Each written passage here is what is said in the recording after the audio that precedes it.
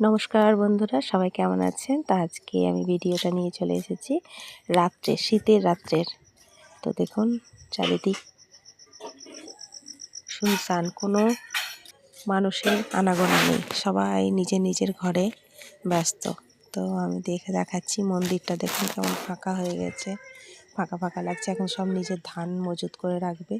আর গয়াদার চপের দোকান বন্ধ হতে লেগেছে। আর এই দেখুন চারিদিকটা ফাঁকা আর ফাঁকা। আর এই দেখুন দাদাদের সব ধান চলে এসেছে, অঘ্রাণ মাসে পৌষ পার্বণ শুরু হবে নতুন ধানে। তো সবার ধান মজুত হতে লেগে গেছে। এখন রাত্রে বলে বোঝা গেল না।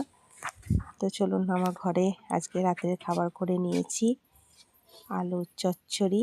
তো চলুন দেখে নিই। আর এই দেখুন, চলো মা ছেলে আজ শুয়ে যাব, রাত হয়ে গেছে অনেক।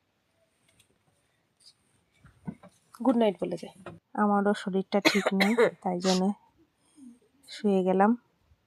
তো চলো বন্ধুরা, আজকে ভিডিওটা এই পর্যন্ত। শুভরাত্রি, সবাই ভালো থেকো, সুস্থ থেকো সবাই। আর